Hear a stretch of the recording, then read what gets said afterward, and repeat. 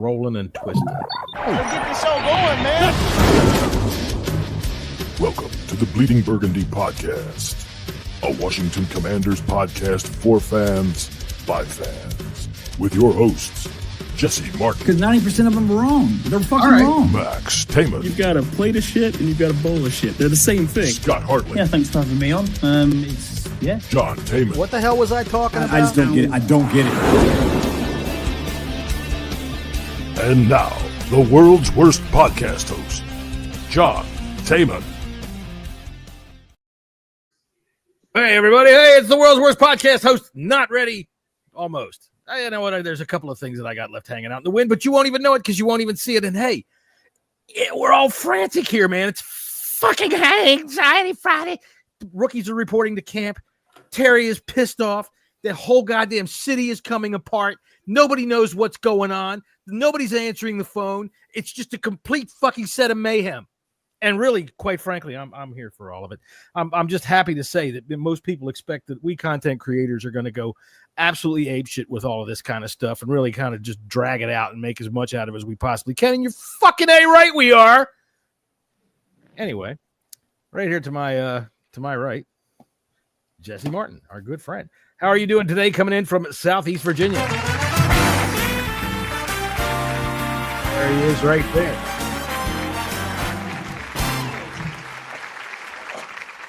We're serious. Yeah, hot one. I'm sunburnt. My balls are chafed. I'm tired. Sounds like you were at a Grateful Dead concert. Yeah. Sunburnt and balls are chafed. You smell like patchouli. At least he wasn't at a Coldplay concert, I suppose. Well, that's where Max is. Hey, Max, down here in the bottom on the right-hand side. Max is at a Coldplay concert. I'm not at the concert. Well, you're not. Just don't take anyone from HR, Max. You'll be okay. Yeah, don't get caught having an affair, Max. Since Scotty brought that up, by the way, our good friend over there on the far right, from the Royal Port of Barrow, Scott Hartley.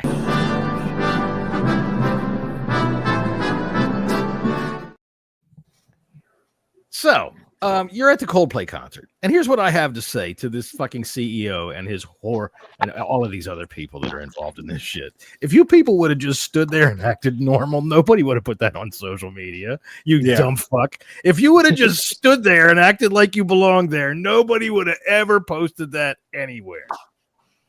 Anyway, Max, be careful tonight. They are out there to get you at the Coldplay. I'll be careful on Tuesday. I'll be right over there. All right, so you're showing us the Mississippi River. No, this is the Cumberland River. The Cumberland River. If you look across, you'll see some cranes over there, and that's the new stadium, and the stadium is right next to it. Oh, I think those are egrets. Pretty much right there. But one thing I didn't know about Tennessee is there's a bunch of quarries everywhere. Quarries in Tennessee? Yeah. Really? Are you running lots of quarries down there? This is something that we've got. All right, we got breaking news, ladies and gentlemen. There's a lot of quarries. Your quarry's a different thing in the UK, John. Really? Maybe that's why they're all in Tennessee. Who the hell knows? This is my brother Corey, my other brother Corey. No, I mean, like rocks. There's a bunch of rocks here. All right, well, be careful. You're there. If they're watching this podcast, they can figure out technology. Corey and his brother Corey will be waiting for you outside the hotel. They'll triangulate from that angle from the window, and they'll pick you out. All right, speaking of triangulating people and punishing them accordingly, there's our good friend down on the bottom left. That's Tony Wheat checking in from Ireland. What's going on, Tony? All good, guys. Yeah, I'm just back from holiday, so I was on Which an holiday?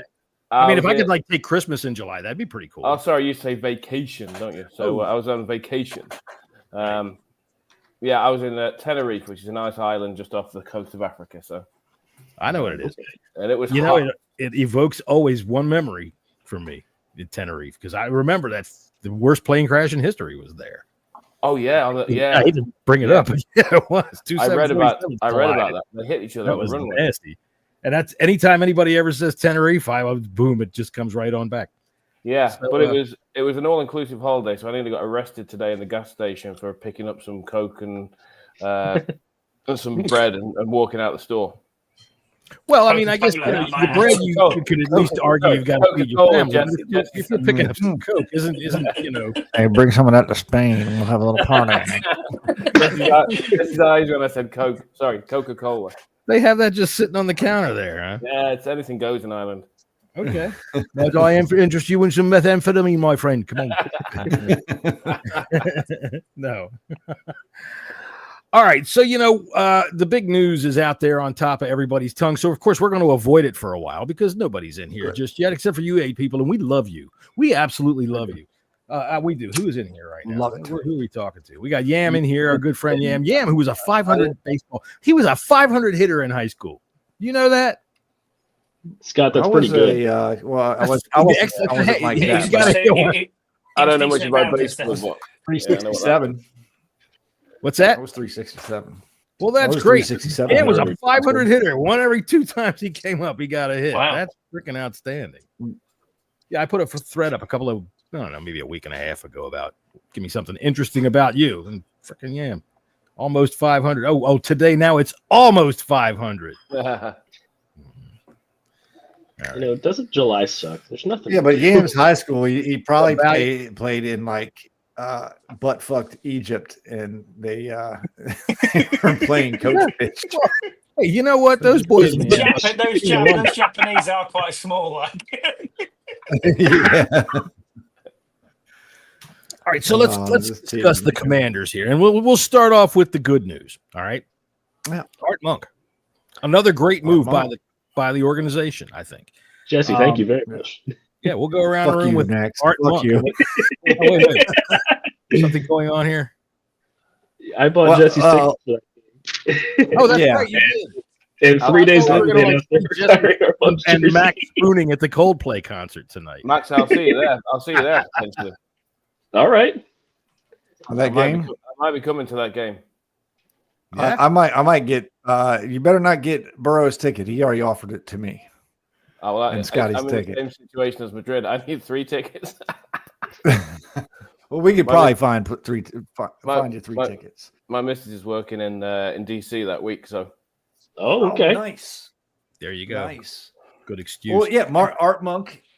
That's it. Should have been done a long time ago. Let's face the facts here. Monk. Well, it's been unofficial ever since he retired. Yeah. But if we didn't own the past 30 years, his jersey would have been retired. I mean, he's one of, if not the all-time Redskin ever. He's definitely on the freaking look. When they say can you put together a Mount Rushmore? All right, and I don't know what you guys in the UK have as around Mount Rushmore. I guess who would you put in the Tower of London? I don't know who knows. We put a lot of people in there, John. Didn't go well. I know, but they weren't necessarily the best people, were they? Not always. Not always. What the problem is picking 4. So I always try to differentiate between coaches and players because Gibbs takes one of them every time, right? But the other 3, it's so hard to just pick who it's going to be. So I hate that game. I wish we would have put 8 faces on the on Mount Rushmore just so that we could play it a little easier on Redskins football and history. Why don't you just say, give me a top 8? Like, I mean, because it's not Mount Rushmore, is it? That's like 2 Mount Rushmore. Gary Clark is my all-time favorite Redskin ever, but Art Monk is just. I mean, he's that guy. He's the fucking man, dude. He is the fucking man. When you think of the Redskins in their heyday, probably the first player that comes to your mind is Art Monk. Yeah, or Darryl Green or John Riggins, and there's your Mount Rushmore. See how hard it is to do this? Well, Art Monk was with us for all 3 Super Bowls. Yeah, he was. Although in '82 he was hurt for most of the time. He didn't really have much of an impact on that season. But that season in '84, when he had, I think it was 106 catches, the first guy to go over 100 yards, 100 catches. That's the equivalent now of about 160 catches in the season. Sure. Oh, yeah. If he could run with the rules that they have now, we had 2 wide receivers that retired with this team that held the all-time reception record, and it's Charlie Taylor was recognized, right, for what he was able to do, and he did play in an era where they could really basically just kick them as they were coming off the line of scrimmage. They could beat them up all the way down the field. Art Monk. The fact that it took so long for them to put him in the Hall of Fame to me was just a travesty. Yes. He was the number 1 all-time leading wide receiver in the NFL for a very, very long time. Right. And then when you look, I did the research on this one time just to look at it. after him, it came to Sterling Sharp, broke it like 12 years later, right? Mm-hmm. And then after him, it took another like 5 years for somebody to get past him. And then after that, like 40 guys broke it within 5 years. Everybody broke it. That's when all the rules started changing. Right. Yeah. Art Monk's problem was he was too quiet. He was quiet. He was unassuming. He wasn't the brash TO type receiver that we get. Like everybody's a TO type of receiver these days. Art Monk just got on with the job. He wasn't fancy. Right. He wasn't fancy at all. I remember in the 1987 season, they wanted to wear bow ties, and he wasn't having any of that shit. Scotty, you've been awful quiet. What do you think of Art Monk? I think he was a great Redskin at the time. I've seen, obviously, footage of him, but he doesn't know shit about Art Monk. He wasn't a fan then. Why I threw it to him? Shut up. Let him flounder around. I am floundering. That's why we love you, still Scotty. trying to sort my camera out here, but it's you do your thing as an old man. That's fine. Oh no! It's not that. You can know history. You can know. You're not. Yeah. I know history. I understand it. Hey Timothy, how you doing? Thanks for joining us. I would like to say that you probably know who Jumpy Gathers is because of me. Thank you. I do. There you go. She went back and checked who Jumpy Gathers was. Dude was badass for about 2 years, man. He was jumping all over the place.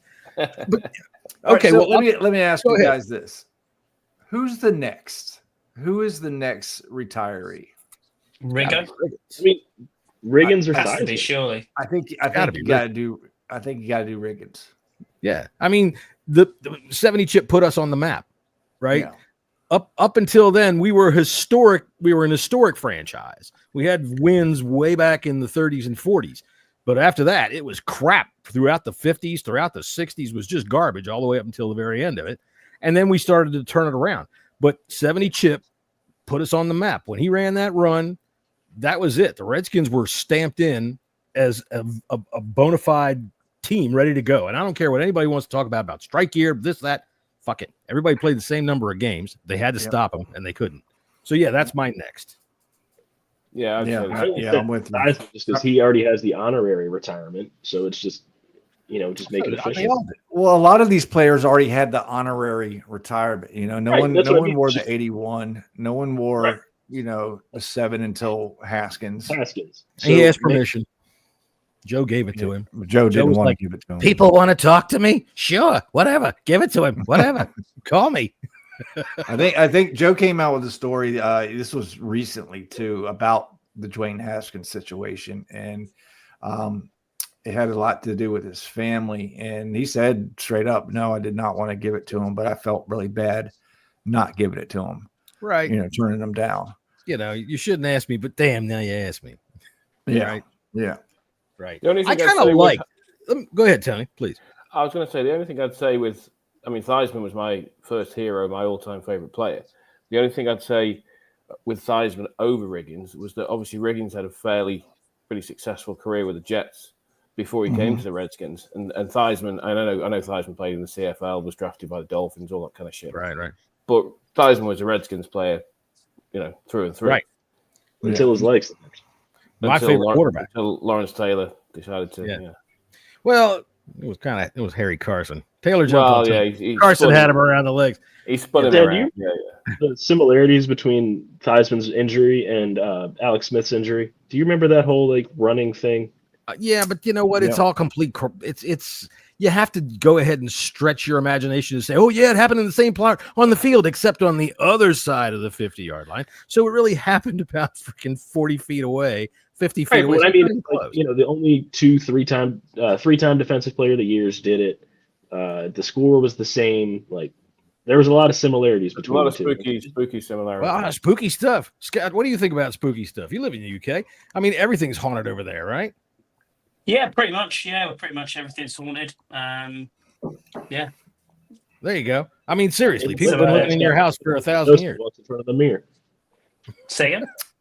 In the wintertime. Those watching on my Twitter feed or John's Twitter feed, go on over to Bleeding Burgundy on YouTube, please. It'd be great for y'all to all chat with us. Come on in. We'll look at you for a minute and say hi. Hey, how you doing, Timothy? Good to see you. Hey, look, man, it's July and training camp started today, right? Rookies reported, but we're still talking about Art Monk. Now, Max, you have watched. Well, you're my son. You know your history about the team. Yes. Tell me your thoughts on Art Monk from somebody who is like Scott, who has never watched him, except probably you've had access to the same exact material. He was a bona fide stud. Like, that's what he was. He was the best receiver in the game for the majority of his career. Whoa, wait a minute now. I mean, look, I love the guy, but we're talking about when like John Taylor really and Jerry Rice were playing. Jerry Rice might object. He was really good, but wait, was it Rice's first year, 87? I'd have to go look. Drafted in 85.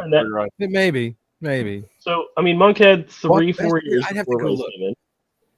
But I mean, he only played 12 years total, and 10 of them were here. He was a probably top 4 receiver, I would say. Yeah, 5. He wasn't recognized really as the threat that he was. He never scored a touchdown in the Super Bowl, right? They've got that picture that's going around right now of him in the back of the end zone catching one against the Bills. That was the first touchdown that was ever overturned by replay in Super Bowl history. His foot was out by like that much. And I think Monk always suffered. I can't remember if it was the Giants or the 49ers or whoever it was. One of the coaches said that they always schemed more for Gary Clark than for Art Monk. Yeah. So I think that hurt. I think that hurt him. I tell you what, I thought he was just as much of a deep threat. They always hung this possession receiver thing on him, and it's like, no, he can get deep. No, he got down the field. Yeah. Like Monk, I think another reason why he didn't get a whole lot of notoriety is just because he was just so quiet. He did not bring any attention to himself whatsoever. He didn't like it. He didn't want it. Right. He just kept his head down and played football. He didn't do press conferences talking, for 35 minutes too long about wanting a new contract either. He was that kind of guy. Yam says he really remembers his mom and grandmother watching the game more than I remember the game itself. So I'm guessing that's what, you and your proclivity for house coats. Probably. I'm with you. When I was young, it was my grandparents. That's how I got into the game. It's that those were my earliest memories.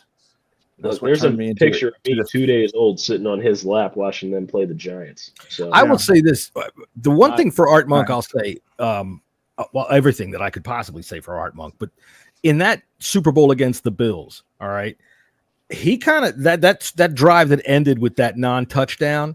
He put the team on his back there for like 5 plays and said, because we started slow in that game. It didn't really kind of get ignited until he said, fuck it, throw me the ball. And I mean, I'm sure he didn't say, fuck it, throw me the ball. He probably said something like, look, I'm kind of over there, running routes. Why don't you throw the ball over there? And he got like 5 plays down the field, got him right down there, man. So yeah, he was the clutch guy that you could count on. I don't care what it was. All right, the body bag game. Where's Twist? Dude, get in here. Let me tell you some history about your team. Because all of you Eagles fans, now that you have 55-23, which, by the way, for all of you Redskins and Commanders fans, that is illegitimate. They're allowed to say 55-23 and wave their hand on our face until we undo it. That's it. That's just the way the football rules work, which threw me off. Tony, down to you. You're talking about the body bag game. Right, the body bag game. Yeah. Okay, they beat the shit out of us, right? Oh, the body bag game. Oh, everybody got hauled off. Brian Mitchell had to finish the game at quarterback. Everybody got hauled off. And they did. And then 6 weeks later, we went into the vet in the playoffs and beat them 20-3. Art Monk with the first touchdown of the game, right over the middle, leg up high, looking like Bruce Lee. I thought he was going to kick the safety in the head. So I'm glad for y'all that are going to that game. That will be great. The one thing that I think will be really good in the stadium, when they give him the microphone, he won't go, he'll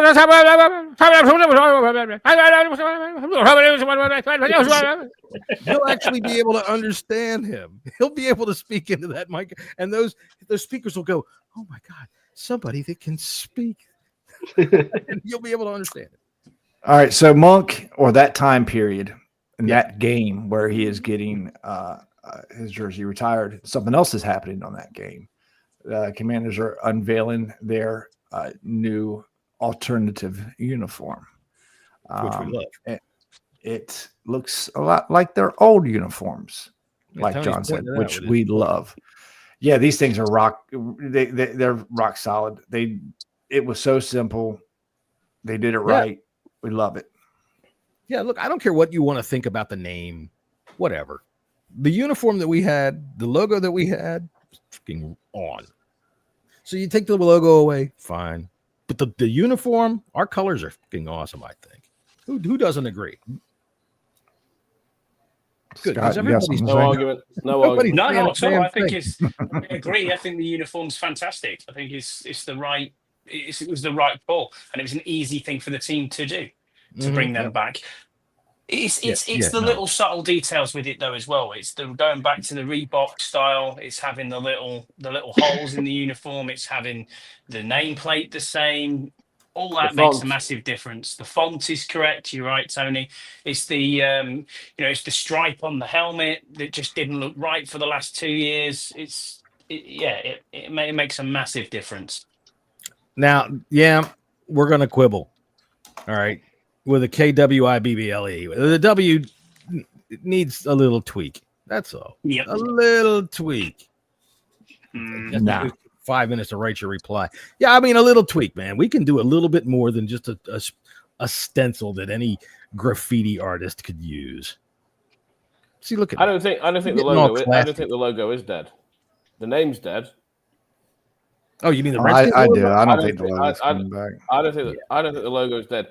Do you remember, Scotty, when we were there the first time and Jason Wright was taking us around the stadium and we were talking to him about the history, and he was saying that they were already talking to the NFL about ways they could honor the history, and the logo was the one thing that they were trying to press that was not. The name was completely out of bounds, but Jason said at the time to us that the logo one day might be, and they've started to drop it into the social medias. They've started to drop it into various places. Not Redskins. The logo. Oh no, but the thing is, Tony, with that, the amount of times on Art Monk's, going back to Art Monk for a second, on when they were talking to him and honouring him and saying we're going to retire your jersey, the amount of times the name is actually being dropped at the moment is quite regular. Now, I'm not saying that they're going to bring that back. Yeah. Don't get me on that, but it's good that they're recognising that that's where we've come from as a franchise. Well, they had a game last week on NFL Network. It was Redskins and the Chiefs. And I remember when the name was changing and people were freaking out because, of course, everything causes everybody to freak out. And the worst thing that you can think is exactly what's going to happen. And they were going to erase our name completely and all that bullshit, man. I'm watching that game we lost that game, but Redskins all over it, and they're speaking it. They're saying it. It's all over the screen. It's just not going to be the franchise's name anymore. Now, Yam says coming back. I didn't realize, he says, I kind of wish they would have kept the matte finish to the helmet. I didn't realize it went back to gloss. Did it? I think it did stay matte. I like the matte. Yeah, I think it is matte. On the throwback? Yeah. Yeah. That should be our regular helmet. That's a good question. Somebody find it. It looked like it, at least the picture that I saw, it looked like it was still the matte finish. But anyways, back to what I was saying. The reason why I don't think the logo is coming back is because if that logo comes back, everybody's going to call them the Redskins again. Oh yeah. Have you been to the stadium, Jesse? They sing it anyway. I know it. They do, and they're not going to. But I just don't think they're going to want to do that. If anything, they might do something. They might do something else with the logo. I say put the what is it? The freaking the crest on it, on the helmet, because that would match. That would match, and it would kind of look, I would like the crest on a small sticker on the back. That would be cool, but not as the logo. I don't think that the logo will come back permanently as the logo, but I think it might be able to be used for things. Yeah, possibly. It could probably, but I don't think it's ever going to be put on a helmet again. No, I don't think they'll put it out as an NFL product. I mean, other than like I said, they might have some throwback jerseys or things like that they might do. But as a logo for the team, I think it's dead. But I also think that the one that we have it's not dead, but it's barely breathing. There's nothing to it. I kind of like to think that we can do better design work than just having some soccer mom on a fucking Microsoft Word using the little fucking tools that they have on there. The logo, the helmet, the throwback helmet looks kind of shiny. Well, I mean, But that man, I think it's the light that's pressing on it. We'll see you on November 7th. Like, we sound like a fashion show. Might be a semi-gloss. Scott, what did you think? Did you think that was smashing, or did you think that was just dreadful? Gentlemen, I do have to roll. All right. So, enjoy your dinner, Max, and enjoy the construction of the Tennessee Titans Stadium. Listen. Tell Corey we said hey. I will let him know. Tell the Corys. The Corys. Tell all the Corys hello. They're probably right outside the door right now. I'll see you guys later. See you, Max. Hopefully see you in November. Yes, sirs. All right. And while Max is out, there we are. We're back again to a foursome. I can see myself. Hi. How you doing? All right. So are we consensus on John Riggins being the next guy? I think so. Yeah. Should we only do one a year? And I mean, really, how many more are we going to do? Yeah. All right, because you can do one a year.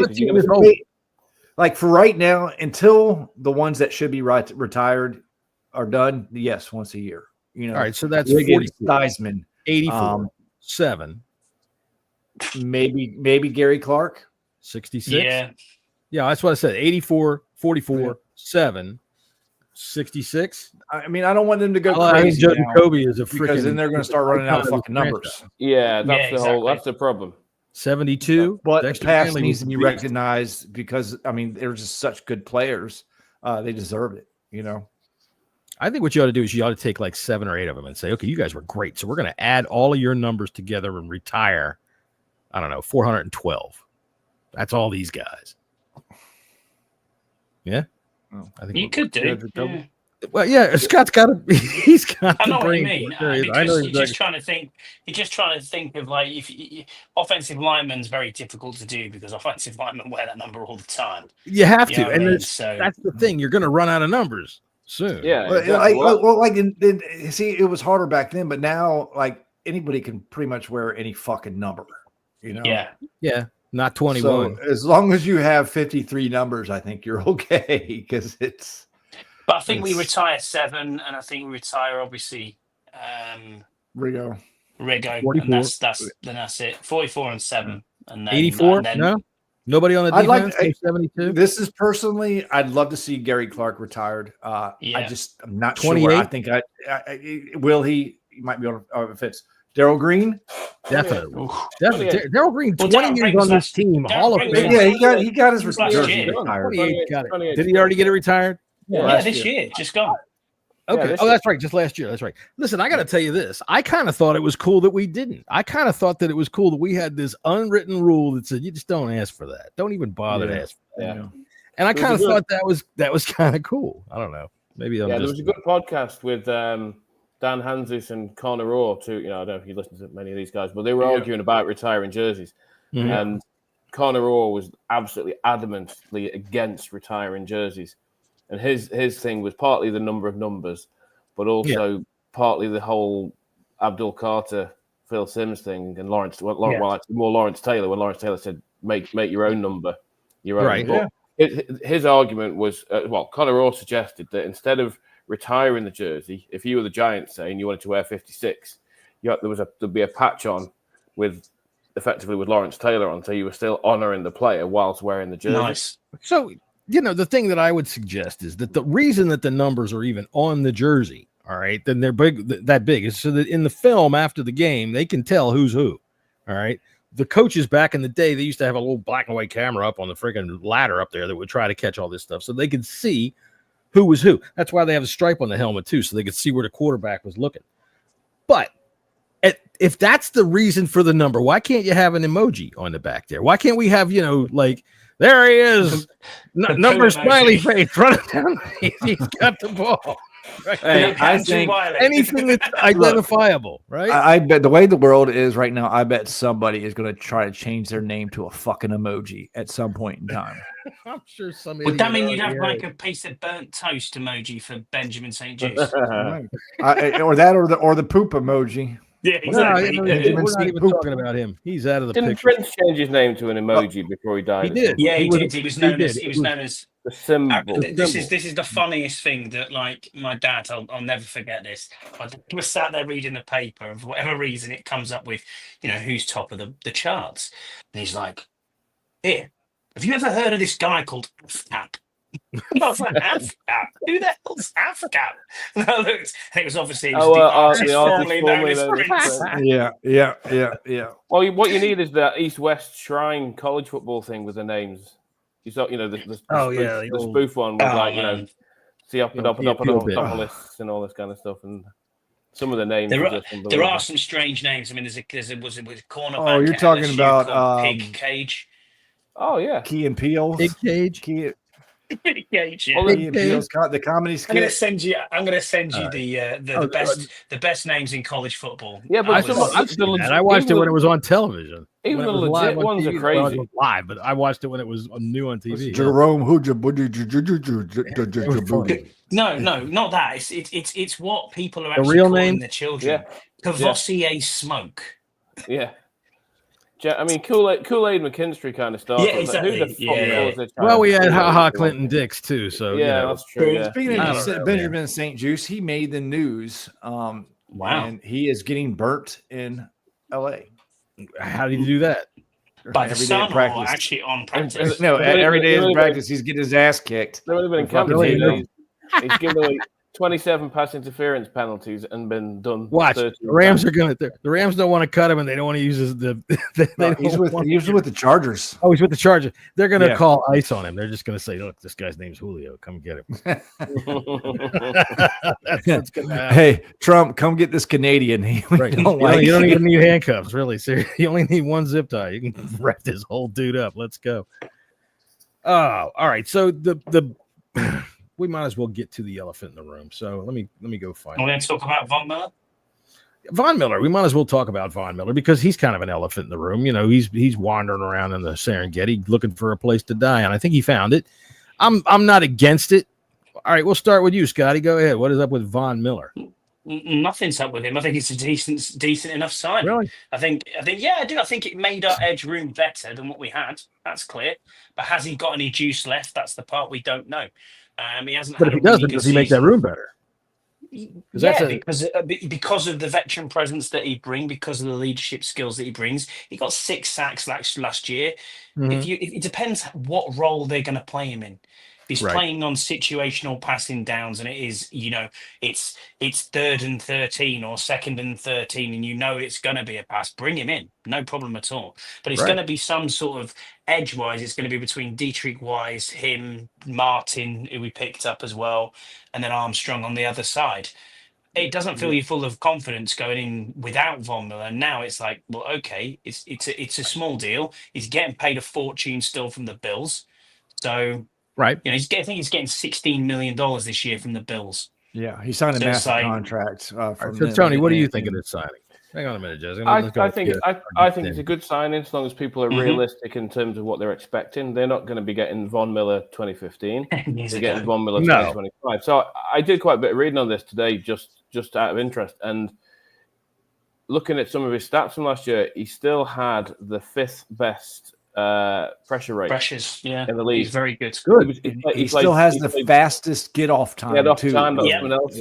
He played something like a third of the snaps last year, or less than a third of the snaps. So let's just say that's third down. You bring him in as a situational pass rusher.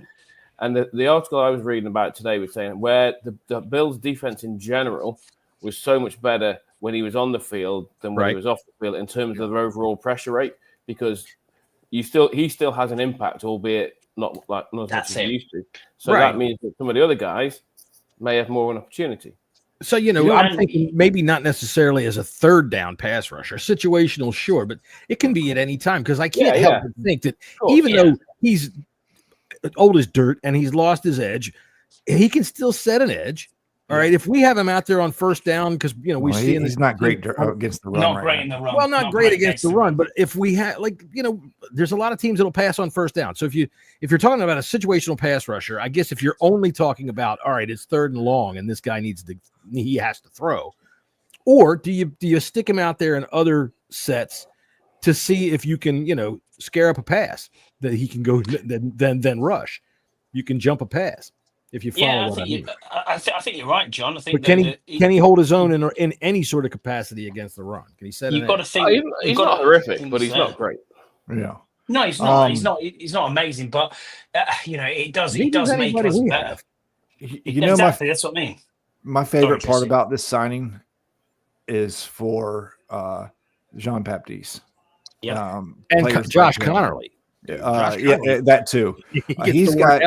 He's got so much history, so much knowledge. He does that pass rushing summit every single year.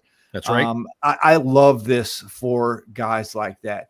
How much of an impact is he going to make on our team? I don't know. I have a feeling it's probably going to be a little bit more than Dante Fowler. Not saying he's going to get 10 sacks or anything like that. But he's going to get a lot. He's going to be better than Dante Fowler. The second thing that I love about the signing is he's not going to trip up Bobby Wagner on pursuit to football. He has seen the light. you saw it. Finally, you looked at it and went, oh, yeah, look, there he goes. And, if he plays a third of the snaps and he gets 6 to 8 sacks, he's a great room. Well, let's say 6 to 8 sacks, but he mixes in 15 to 20 pressures on that. Yeah, and absolutely. And that's the thing. Got a better back this end, is what this team it has to get better at. If they're going to be a decent defense, they're going to have to turn over the ball more and pressure rate. I mean, even last year, I was looking at highlights of him last year, and he got to the quarterback and made the quarterback have awful throws. He forced a lot of quite a few interceptions just by getting into their face. So how many? Oh, sorry. Go ahead. Finish. No, I'm just saying. Sacks aside, I think sacks would be a plus. However many sacks he gets is however he get. I think there's going to be more to him than just sacks. Sure. That's going to help the defense. Yeah. Now, especially since we've worked hard on the secondary in this offseason. We've got and Trey Amos signed yesterday, so thank goodness for that. We'll get into that in just a second. But we should be able to start taking the ball away. I mean, you said I think it was one of JP Finley's tweets today. You said, Jesse, I'm looking at you, that Joe Witt's got to show it, man. He's got to show it this year. And I agree because he was all about the turnovers. Okay, well, we understand Benjamin St. Just stinks, and we understand Emmanuel Forbes stinks, and they needed to go. Well, now you got guys that you should be able to get picks with if you've got a guy that can create pressure. There's no more excuses this year, man. If this defense doesn't have a decent turnaround, and we talked about this a little bit last week, I believe, Joe Witt's got to go. He's got this year to show what he's got. The work they've done in the backfield, the reworking of the defensive line, bringing in a guy like Von Miller. You need to see a massive difference in the defense from last year. You have to, otherwise they got to go. They got to go find another defensive coordinator. Yeah, I have to agree, Scotty. What do you think? Couldn't agree more. I think that's absolutely spot on from what Jesse said there. The other thing I think we talked about it a bit yesterday is Dan Quinn needs to come out and actually say this is Joe's defense. He's running the show. Because how many times do you listen to interviews and it's Dan Quinn's defense, blah blah blah. He is it's not. I know he's a defensive guy, but he's the head coach. If you're going to lay this at Joe Witt, we need Joe Witt to step up and do that. He was all about finding the ball is life. I'm going to get this. We didn't really see that, especially against the run. And obviously the players that we've brought in the offseason means that we should be able to shore up the run defense and shore up and set the edge. That's what they're there. Kinlaw can do that. Goldman you've brought in as well on the line there as a DT or a nose tackle. We need big performances from the likes of Johnny Newton, Daron Payne again. I think we are going to move to interior pressure to get to the quarterback rather, because the easiest and fastest route to get to the QB is past the center. Everybody knows that. So if we can do that, then we know some other things that with this Von Miller signing. I think there's going to be a lot of stunts with Luvu and Miller going in and attacking the quarterback, and I think it'll be nice to see. That's going to be fun to see. Boy, too. I'll tell you, because it seems like going all the way back through all the Del Rio dreck that we had to pay attention to. Stunts were something that never fucking happened. We always seemed to run right. There's somebody in front of me, straight into whoever. There's somebody right there. Especially the linebackers. They couldn't just wait. I can't wait to find somebody to bump into. And it would drive me absolutely bonkers. We did no subterfuge whatsoever. We disguised nothing. One thing on this signing, which I did find quite interesting, is obviously Von Miller's new pass rush specialist coach was drafted in the same draft as Von Miller. Oh yeah, who was it? Ryan Kerrigan. Oh, really? That's right. Ryan Kerrigan. I thought he had both first round picks, but Von was obviously second overall in 2011, and then obviously Kerrigan was our pick in that first round as well. So yeah, it's going to be interesting to obviously look at that. And again, I think that he's just going to bring a wealth of knowledge, as Jesse and Tony said, and it can't be anything better than what you need. I mean, look at the way that people like McGee and Hampton are trying to feed off Bobby Wagner, and I'm pretty sure Medrano and the likes of the rookies will do the same this year. And then if you've got the same forward, it's almost like we've got one leader in every single group. Do you know what I mean? And that's kind of what they're trying to get at. You have Hall a of leader Famers, at one. too. Yeah, well, that's true. Both of them will be Hall of Famers in Wags and Von Miller. Them damn doggies. I know. But they've obviously. You don't have to wait for me. Apparently, somebody decided. Well, Tony was talking, and you just rudely interrupted him. Nah. Good, Tony. No, but they've obviously put that defensive line room together the way they want it this year. They were. We were all talking before the draft and free agency about them getting a couple of edge rushes in, and obviously the guys they brought in were more. I mean, to be fair, last year getting to the quarterback wasn't the problem. They had 43, 44 sacks. Now, okay, Dante Fowler's gone. The problem was the run defense. Yeah. So they've gone about trying to put together a fairly big, solid looking defensive line that's not sexy, it's not glamorous, it's not going to get you 20 sacks, but they're pinning the hopes on setting the edge and stopping the run. Don't you think? What was that, John? Dietrich Wise is kind of cute.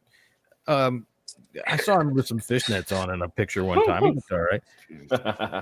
Sorry, that threw my brain all off. I had a comment based on what you were talking about.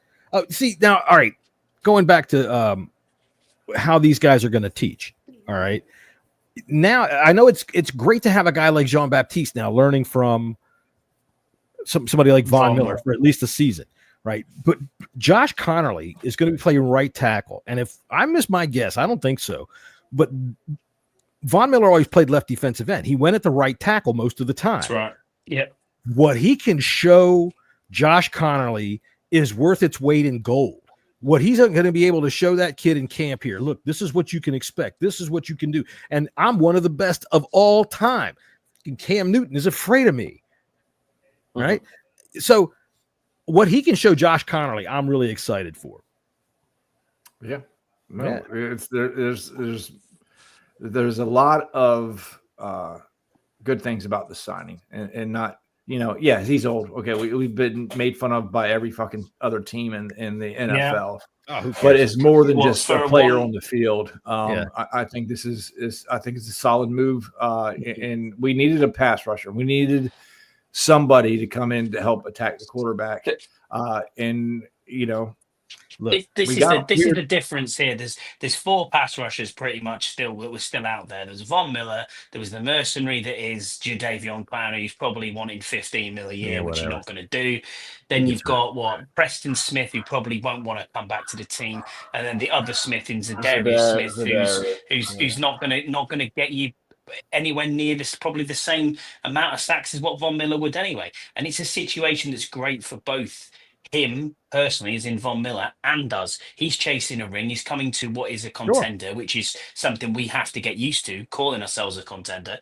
But then at the same time, it's because of the money situation in Buffalo and what he's getting paid there. It's gonna be a small deal. It's not like I'm getting vet minimum, but it may be a few million here or there, 3 or 4, maybe 5, but even you don't see people. I saw people kicking off going, we shouldn't be paying him a lot of money, rah, rah, rah, rah. And I think that stems back to Terry. But also at the same time, it's like, well, hold on a minute. You're not kicking off at paying Marcus Mariota $8 million a year.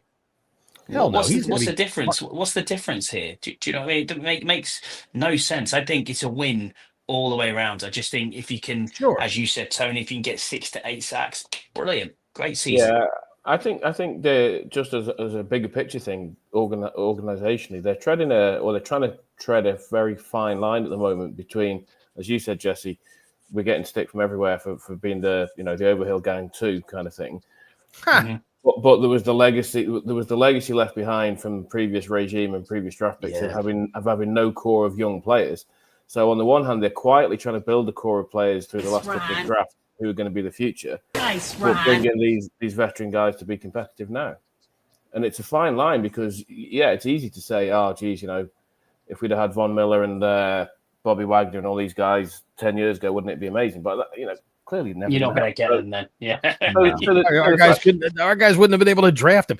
Dude, I know it wasn't quite 10 years ago, but Jack Del Rio would have looked at Bobby Wagner and go, what does he do? Park cars? Because that motherfucker wouldn't be able to pick a linebacker out of a fucking police lineup. Nice, and Tony, to your point, is I think this is another thing that's going into this Terry contract is the fact that they got a lot of older guys on 1-year deals. They're trying to figure out how to be able to fix that as the years go by, and they're going to need money to do that. They got so many one-year contracts. They got to be able to build a young core, a nucleus for the team. But paying older players. I mean, I get the situation that Adam Peters is in. I get why this is such a hard contract, but they got to figure out how they're going to work their way out of it because they cannot keep doing this year after year after year. No, it's not eventually. Well, okay. So you've broached the subject. All right. Terry is the talk of the town. He is the talk of everything probably around the NFL, and I can't blame anybody for it. He gave us one hell of a press conference this week, dropped a hell of a lot of stuff that people like us can use for fodder. He laid it out on the line. So before we get into the actual audio of this, I'm just going to go around the room real quick, and I'm going to go counterclockwise and say, Tony, first impressions on what Terry had to say, and where do you think we are? I don't think we're in a great place. I think that clearly if a deal was close or they were working towards a deal and they were getting there, he wouldn't have said some of the things that he said. Right. I think he used the opportunity, to make a few strong points to try and exert a little bit of pressure, use whatever leverage that he thinks he may have.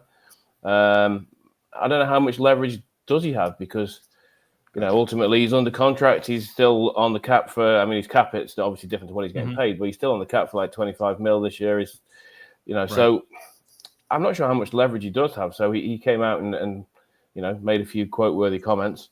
So I don't think it is in a great place, to be honest. But obviously, deadline strike deals. Right. That's the old saying, isn't it? Deadline strike deals. The vets report, what is it, Monday? Is it next week? Tuesday, I think. Yeah. Is it? And I'm not saying they'll get a deal done by then, but obviously the more the clock ticks, the more urgency there's going to be. So I still think it's going to get done.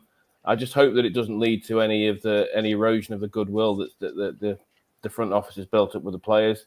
And the front office has obviously got a lot of credit with the fans at the moment as well. Right. And let me throw it over to you, Scott. Well, about that goodwill, to build on that with what Tony's talking about. I kind of see where he wants to go with that. Well, let's hear what you have to think about that.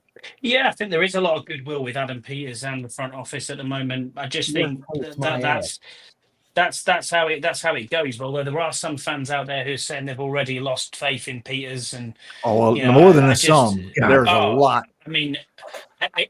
I get the situation, as Jesse pointed out earlier. I understand this is a difficult deal to do due to age, due to lots of other things. You can see it from both points of view. I do think this gets done, and I think it gets done quite quickly. I completely agree with Tony. I think the whole interview was all about leverage and trying to put his point across to leverage something. The bits about I've got a house here with my wife, and I'm all about the DMV, and I was like, the bit that disappointed me was the fact that he came out and said nobody spoke to me for a month. Now, is that nobody spoke to him for a month, or is that nobody spoke to his representatives for a month? Because we all know how that works in sports. Representatives may get a phone call, but the person themselves may not get a phone call. And at the same time, it's difficult because you're looking at that saying, oh, no one spoke to me for a month. 3 weeks of that, people are away, they're on holiday, it's the off season, people are physically not in the building. So I'm not saying you can't shoot a text to somebody or, how's it going? Can I talk to you? The communication aspect is what I think is why I think he feels slighted. But in all honesty, this is about money and it's about years. I think it's about years more than money. Jesse, what do you think? This might piss a lot of people off, but I don't care.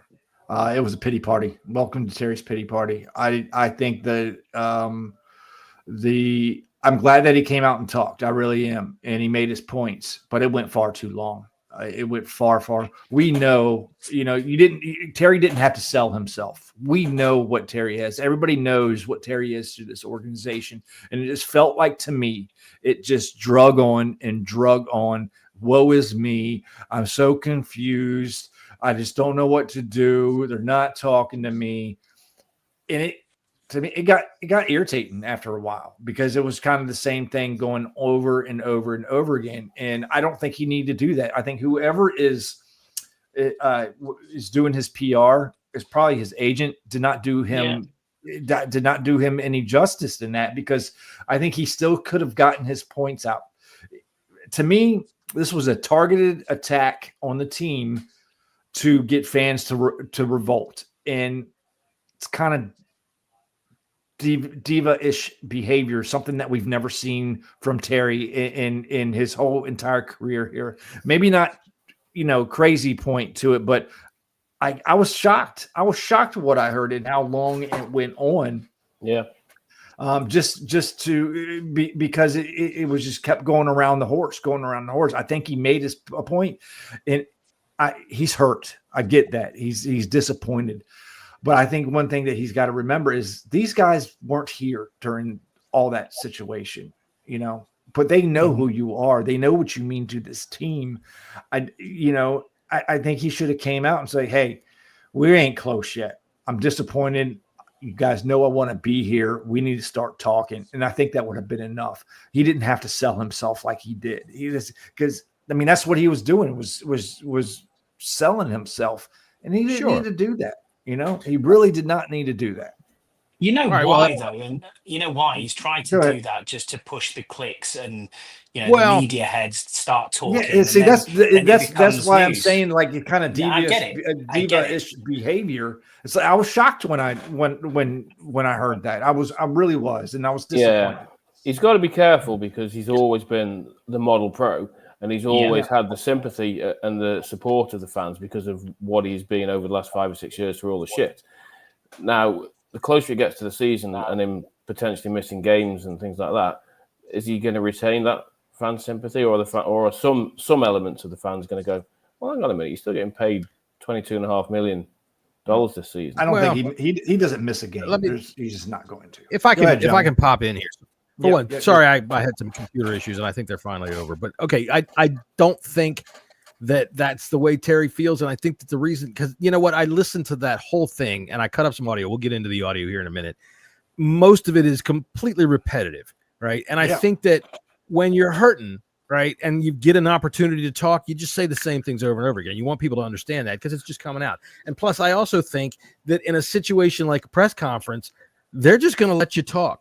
And like we have seen with other people that have been on this podcast, they don't know where a period is. They like to go and say the same thing again. And you see, and say the same thing again.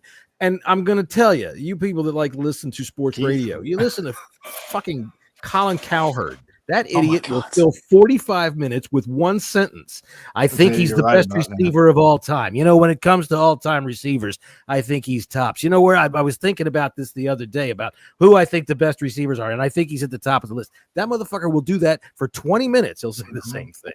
And I think that has rubbed off on people, all right?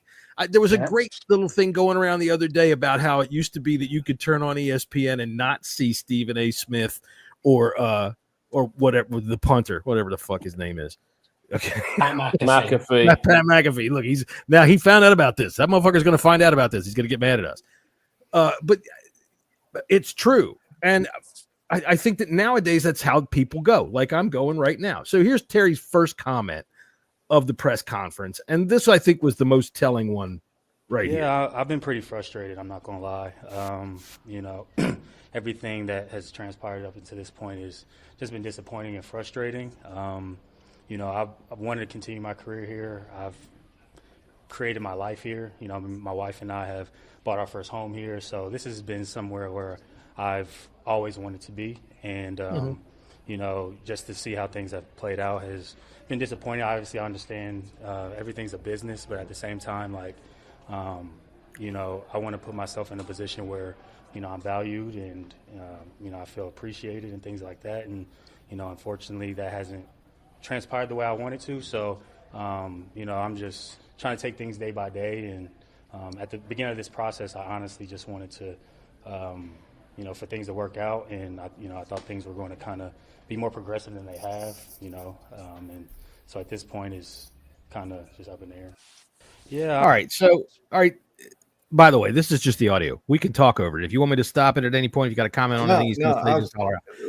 That first part, what he said, yeah, I liked it. I get it. Yeah, that was perfect. That was perfect. You didn't really need to go much deeper into it. All right. So here's what I'm going to say. His agent does the talking. All right. What he actually knows is going on might not be every little thing that's actually going on.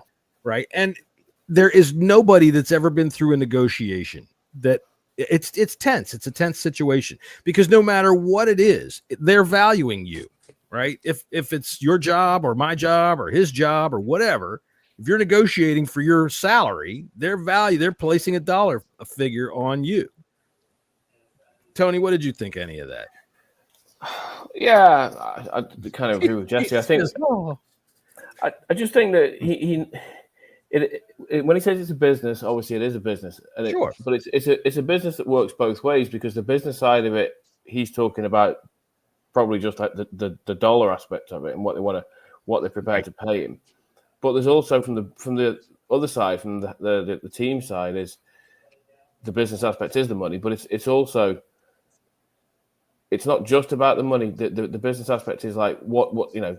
How much do you value, if you put it on a weighing scale, how much do you value what he's done, what he means for the team, what not rewarding him for what he's done for the team sends out as a message? And I wouldn't normally advocate for that kind of thing in most circumstances and for most players.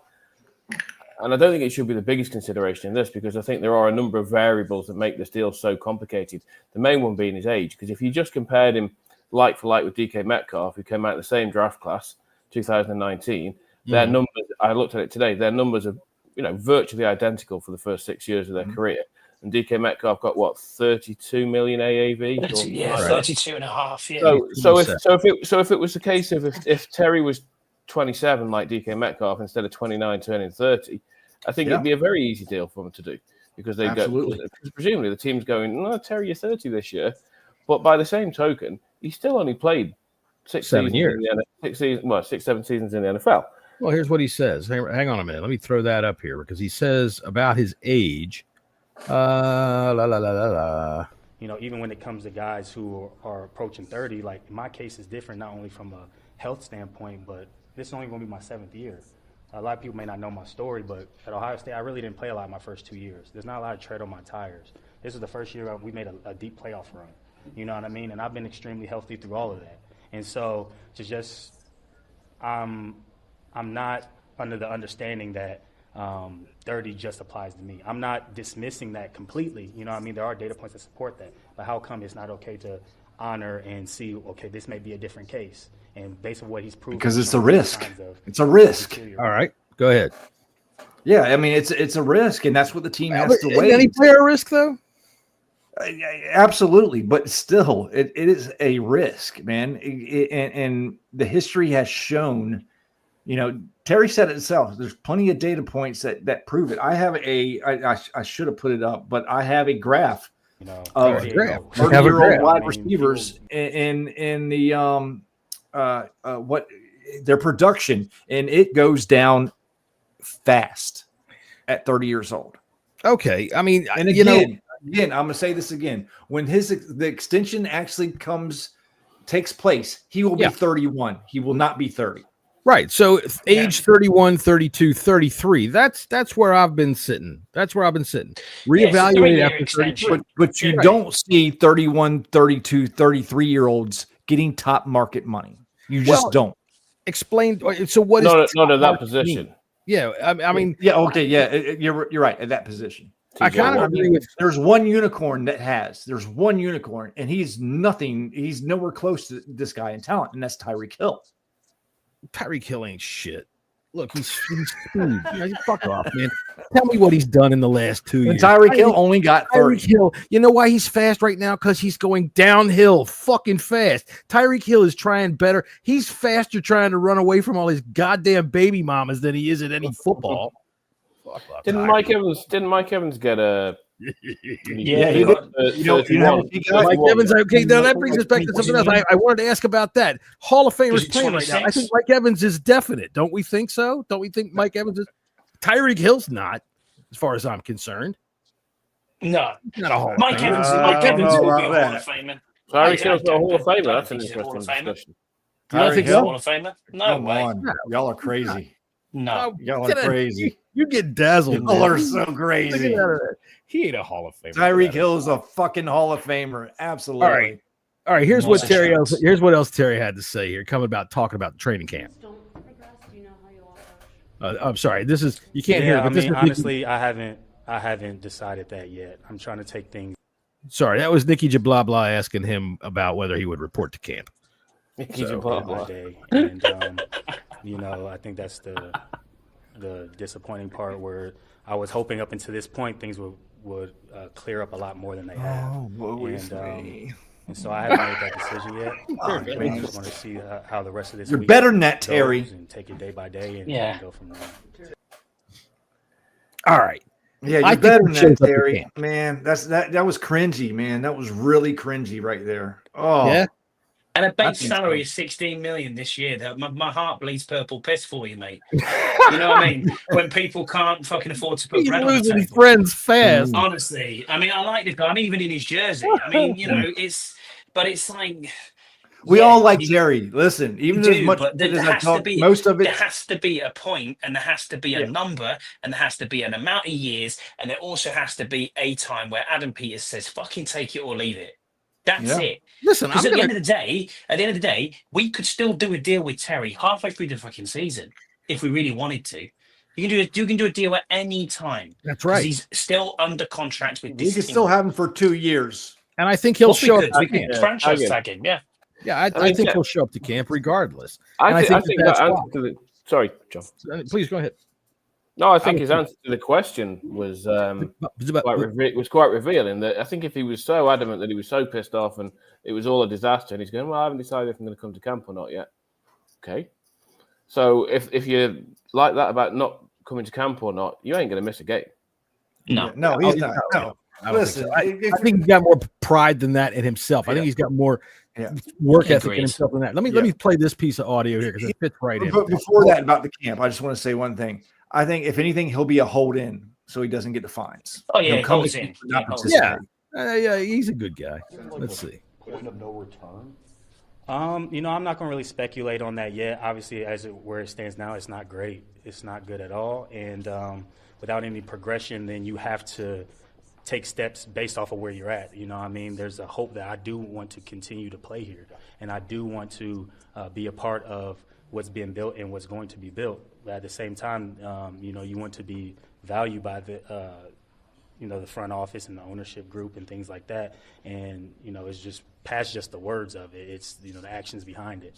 And I feel like I've proven who I am and who I'm going to continue to be. You know what I mean? And at some point, I guess you can say there's a point of no return. I don't think it's at that now. But, there's time is kind of ticking. Time's ticking. All right, so here I have a question because I've been kind of thinking about this over the last 10 days or so. And it's the off the field. And I hate to use that term because that sounds like he's handing out turkeys, at Thanksgiving. But we are in a unique position, all right, for this team in that they are trying to win back a fan base, all right, that has long been suffering and a lot of it has left and abdicated. They've got Jaden Daniels in place to really help do that. Going to the NFC Championship game, you guys know. I sat here on this podcast time and again. The NFL wants us to be darlings. They want this team to succeed. And as soon as we showed the spark of it, boy, look at it. Jaden's everywhere, right? So what you have with Terry is, number one, I think you still have the skill, okay? I don't think in 3 years he's going to be so diminished that it's going to be not worth the money. That you can look again and say, okay, 34, all right, sorry, that's just not it. But what if he's Jerry Rice? There is a Jerry Rice to have the. I mean, how do you know? You're not as a franchise. You can't gamble on that. I know that. And I'm not. That's why I say at 34, you look again. If he's still playing at this level at 34, you go, okay, well, let's talk. Yeah, after this, whatever contract that they come to. Let me finish my point real quick. Okay, so for this team, because of where they are, all right, with this fan base, they just won back a lot of great goodwill, right? Terry is the bridge, all right, from the Redskins to the Commanders. I don't care. These people that have not given up on the Redskins name, they just sit there with their arms folded. They cheered for Terry. All of us that came along and went with the Washington football team, Terry. He's the bridge, all right? He's the guy that everybody in this city likes except for Jesse. Don't be a dick. Don't be a dick. Is it how many actual players are left that were Redskins? 4? Not too many. Tressway, Payne, Terry. You don't want to put Revo? guy. I don't care. Kind of on the fringes.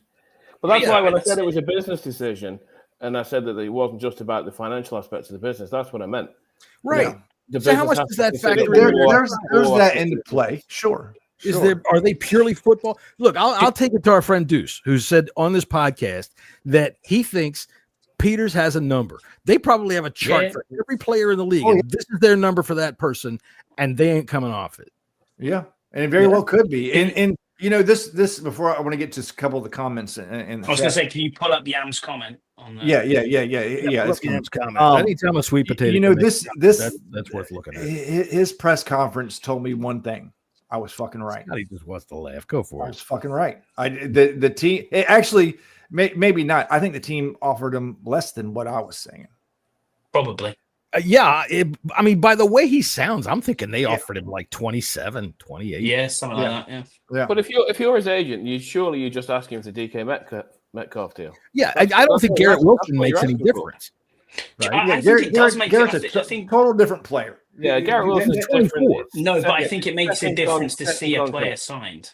Right. Well, see, I said he's 24, and I just heard Scott G all the way from South Dakota go, you said there's a big difference. I don't care. Terry is pristine at 30. Sure. There's a big difference between 24 and 30. It is. It absolutely is. No matter what, at the end of the day, you're paying for what they can still do. Right. Yeah, I agree with that. I agree with that. I think Terry can still do. I honestly believe that his age 31, 32 season could be a prime for him. With Jaden Daniels, are you kidding me? And it may be. It could be fabulous. But it also could be. You just don't know, man. Barring injury, I just don't see that cliff. Let me get to some of these comments. Pollywood, Terry is probably on his way out. Not sure if I agree. If we were going to extend him, why drag it out? This is I what don't I know want to that it get is to. dragged out. Go ahead. Well, we don't know how. We don't know. The only deal that was. Did he? Is that me or is that? Yeah, it's not you. No, I can. Hello. All right. Oh, I guess he cracked out. You go. Yep. Can y'all got me? Y'all just went out. Yeah, there you are. I can hear you at least. I can hear you, Jesse, but I can't see you. Am I here? I guess. Your camera. You might want to jump out and jump back. But your audio. Even Art Monk left the team, or Gary Clark left the team. Nobody stays everywhere for their whole career anymore. It's very rare. But we don't think about Art Monk as an Eagle. We don't think about Art Monk as a Jet, right? I don't think about Gary Clark as a Cardinal. Yeah, but they were right at the end. This is a different situation to that. But that's very true. Terry's still in his prime. So the question is, and that's what is going to dictate this deal, how long do they think he's going to stay in his prime for? Right. And that's where, I'm thinking at least two in 3 years, there has to be a way. I'm not an agent or whatever, but there has to be a way to structure the deal around guarantees and things like that. To your point, Tony. There, I think you're absolutely right with what you're saying. I think it's about the years. That's what it's about. I don't think it's necessarily about the numbers. Terry said that he doesn't necessarily want to be paid top 5 money, but Right. if you go to him with, say, 31, 32, there or thereabouts, and say, yeah, we give you a 3-year deal, I think that's probably where we are. It is about years, I think, rather than about numbers. But we don't know. No one knows what's being negotiated. No, I don't even know Terry knows. And that might be it, John. His agent might have said, it. "Here's what I want you to say. Go out and say this." And that all might be right. it. Can y'all hear me? Yes. Yeah, we got you. All right. So my point was this: when Paulie says he's probably on his way out. If they were not going to extend, why drag it out? We don't know how this front office is going to does business. Look at the only other extension that they did was Sam Cosmi, and guess what? That was right before week 1. It was the week of week 1. Yeah. So maybe said it earlier. There's plenty of time. Yeah, there's plenty. Maybe, just maybe, they won't get super serious until. Was Sam Cosmi signed under Adam Peters? I don't think he was. Yeah, that was his first. Yeah, that was last year. Yeah, he got extended last year. I thought We'll have to look that up. Yeah, I'm pretty sure they were talking about it on the radio today. So in terms of years, am I mistaken in thinking that they have yet to give somebody over 3 years? Kinlaw got 3 years. I think that's the max we've given anyone, right? He So got 3 years. I don't think I think 3 years for Terry is perfectly reasonable. And I don't know. I mean, maybe are they offering him 2? I wouldn't go no more than 3 years. I'm sorry, Right. no more than 3 years. I don't think that it could possibly be that big of a stalemate, unless they are like, okay, well, let's give you a 1-year deal. Oh, fuck you. But Yam says, I think Terry is far from any sort of prima donna. There you go. And people should stop turning on him, even though he's mildly annoyed. I'm not saying he's a prima donna. No. And I'm not turning on him by any means. I just didn't like the interview. I think it could have been handled a hell of a lot better. Agreed. I think it might have been also put out there by his agent. Go out there and tell him you're hurt. Go out there and tell him, let's get the fans behind you and make some noise. Something. I think going back to the last point, I don't think this has been dragged out. I mean, we're not even in training camp. Yeah. These negotiations take time, and you've seen negotiations take far longer than this before. So I certainly don't think it's been dragged out. Did anyone see the Ian Rappaport interview on Believe podcast? Yeah. We were talking about Terry. Bits and bobs on it. He was saying on there that from what he's heard, this is going to get done, and he doesn't have an issue with it at all. And I'm like, and when you're getting the insiders talking about it, that's cool by me. But I agree with you, Tony, as well, by saying, look, these aren't prolonged. These aren't being dragged out. We're not in training camp at the moment. And if you look at the situations they had in the 49ers when they were signing people over there, which Peters was obviously part of with Lynch, they take things to the wire over there. You know what I mean? I wouldn't put the 49ers up as a model franchise for how they but handle what I'm it. saying is that will be how he's handled things in the past, working with Lynch. Yeah, maybe. Yeah. All right. So Sam Cosmi was September 4th, 2024. So last year. All right. Okay, our good friend Kim is in the house. Howdy, Kim. Nice to see you. She says, what if Terry gave his number to his agent? The agent won't give in. The thing is, he didn't hear anything for a month. So I want to talk about his agent. Agents that's their job, is to go in there and be that freaking pit bull and go get that money. Okay.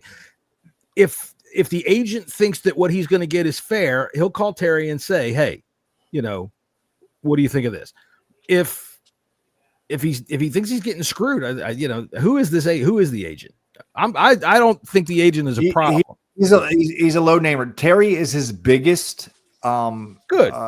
Fine. Okay. Fine. Now listen to this. What if this agent is trying to make a name for himself? Right. They make their living off a percentage. Right. That's possible. So, hey, see what I did with Terry McLaurin? He's trying to get more business thrown his way. I'll toss this out too. Okay. It's vacation time, right? In the NFL, it is June and early July, man, unless you got the coaches in there, they're getting ready for camp. But this is we just saw Terry was in Italy, right? You're not telling me Magic Johnson and him didn't hook up somewhere along the line. And Magic said, we will take care of you. We will. Don't worry. We will make sure you are paid. And that kind of stuff happened. So I'm not. Let me throw this at us, and we'll drop off of Terry real quick. Panic level 1 to 10. Jesse. I'm at a 1. Scotty. 3 or 4. 3 or in 4 and around. Tony. I'm probably in the middle. Yeah, 2. I'm not worried at all. All right. So look, I made this graphic. I was all freaking out. So I'm going to say 10. Holy fuck! We got to sign Terry right now. But I don't think we're at the point yet where either side is come out with their final number. Yeah. Yeah. I'll say this. Not even close. And I put a tweet out that had a lot of traction, more than I thought it was going to be, about people freaking out and going off on Adam Peters. Y'all got to fucking chill the fuck out. On the tag. Paulie says they're going to have to tag him. He's under contract for this coming year. I don't see Terry as the type to sit out for a season. Not at his age. There's no way any agent could look at him and go, sit out for your age 30 season. You'll make more money on the. Yeah, no. There's no way. No. So I don't know about all of that. All right. Where are we now with Terry? So we've all decided there's really nothing to panic about right now, right? No, not really. All right. I'm going to predict over the weekend they're going to get something done. He'll be in camp. Yeah, probably. All right. So, okay, we're getting towards the end of the show, so I guess I should do the top 10. Let's see. All right, Deluxe, you're late. You're late. I'm late. Who's late? Deluxe is late. Deluxe. I hope you have a note from your fucking teacher. Kim, you gotta take a chill pill. Take a chill pill, Kim. What's Kim upset about? Everything's gonna be okay. Oh well, I would have thought the same thing in the past, Kim, when we had unprofessionals in the building handling business. But now I think we have professionals in the building. And that was my other point with some of the traction. I think whatever the outcome is, we got to trust this front office. We are scarred from years past. They know what they're doing. I've just people got to chill out on Adam Peters. People are going in on him. How can you not fucking sign Terry? How come you not give him $40 million? Y'all are fucking stupid. Come on, people. The average fan, and this might sound horrible, but the average fan a lot of the time doesn't have a clue how contracts work and how building a team works. And I don't know that sounds so horrible. Yeah, this is one of our anybody that's the rule on the show. That's right. Anybody that's in here knows this is true, and we are stupid. We overreact to everything, and that's what's fun about it, right? That's what we do. All right, so I do have a top 10 list. Let me get my shit straight here. Get my media assets up. This week we're gonna have. Dun, dun, dun, dun, dun. All right, this is a good one this week. We've got the top 10 storylines as NFL training camps open. So there we go. Top 10 interesting storylines as training camps open. It's actually a top 9. Sorry, I somehow fucked up. But all right, number 10. Cameras are expected to be on hand in Raiders camp to capture the exact moment that Mark Davis finds out Brady isn't there to play quarterback. That'll be fun to see. Once he realizes, he's not here for. Okay.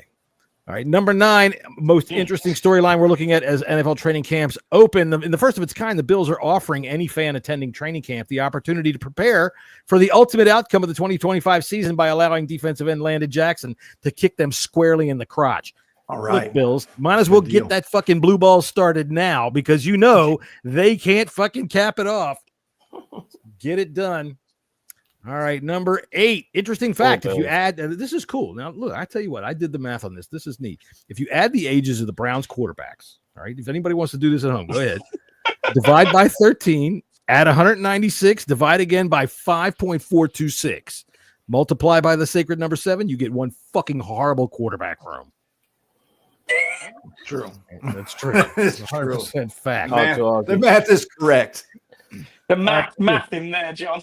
There you go. All right, number 7 is the one I forgot, so we're going to jump straight to number 6. Number 6, it's a new day in Tennessee as the Titans are opening camp laser focused on their goal of securing the first overall pick before Thanksgiving. They're in on it. They're all Titans will make the playoffs this year. No chance. Oh, good God. Mayonnaise boy. All right, number 5, most interesting storylines as NFL training camps open after several scares in 2024. The Cardinals will practice under an air-conditioned dome in camp this year to stop large birds from trying to carry off tiny little runt quarterback Kyler Murray. Bobbin head. He is tiny as well. Yeah. Okay, let's see. Number 4 things that are interesting as camps open. Possible legal action. The Giants are threatening to sue the NFL over water damage after strong summer storms flood the leaky NFC East basement. Nice. That's good. Fuck them. I could just see Mara down there now. It's wet all over. My loafers are getting soaked. Fuck you. All right, number 3, most interesting things. Famed astrologer to the stars, Abneria Wu, says that the celestial alignment of Saturn with Mercury within the cusp of Virgo means the Commanders aren't changing their name back. So get the fuck over it already. Jesus Christ, you people. Abneria Wu.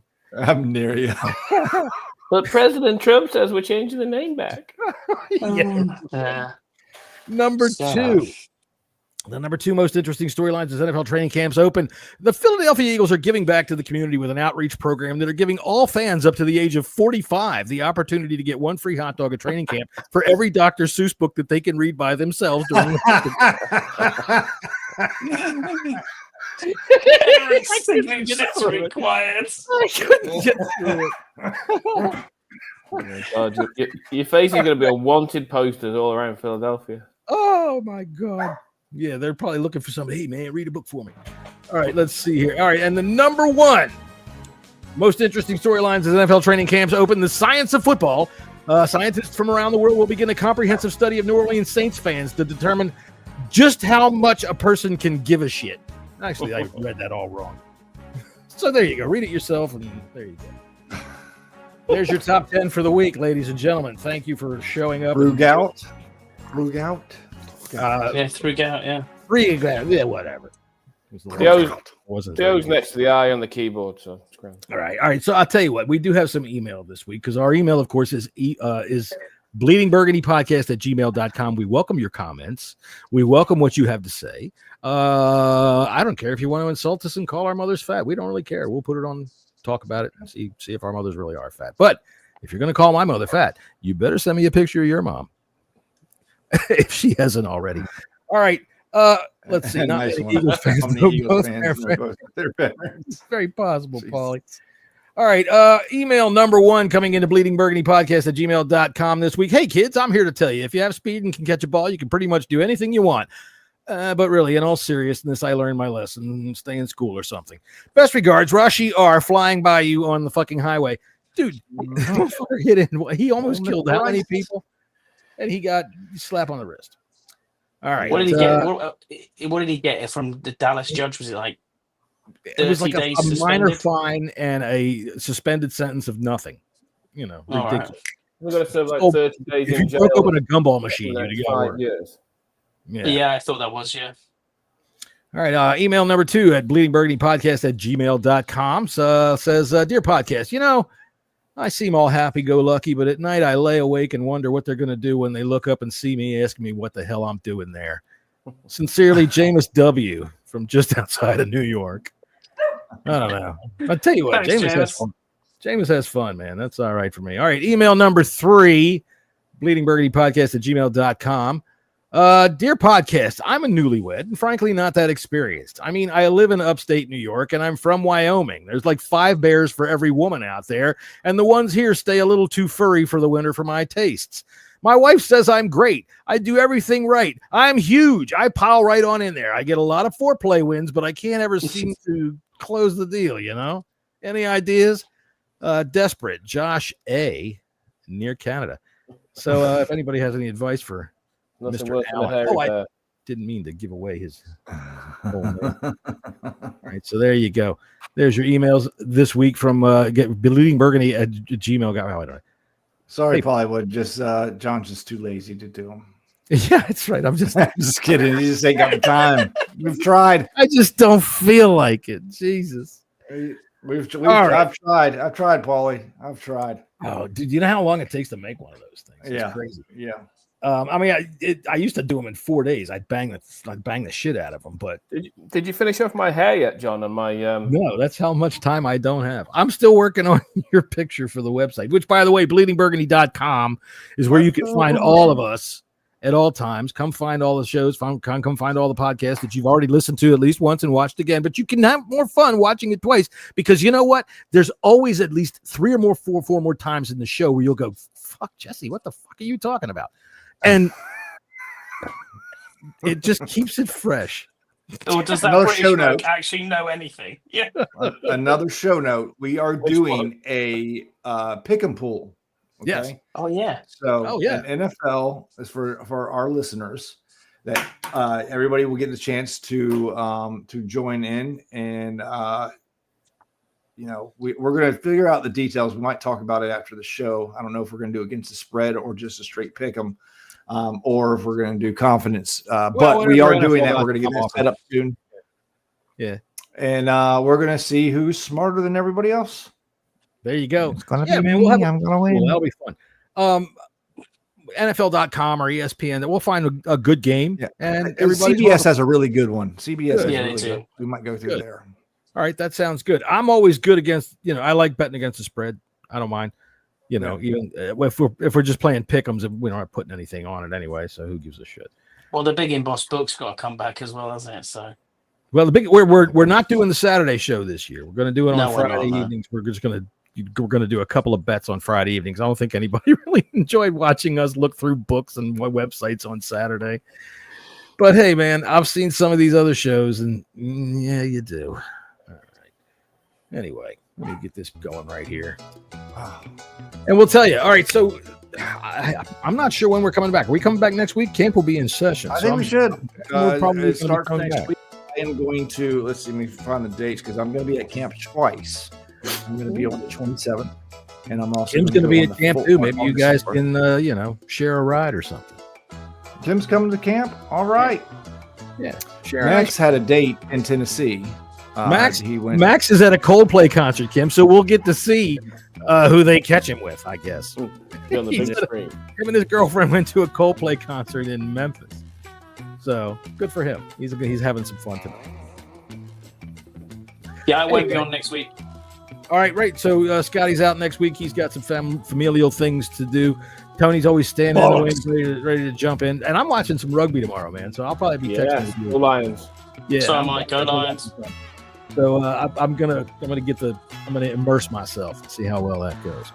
All right. So Tony, thanks for being with us again. Yeah, man. Thanks for having me, guys. Thank you.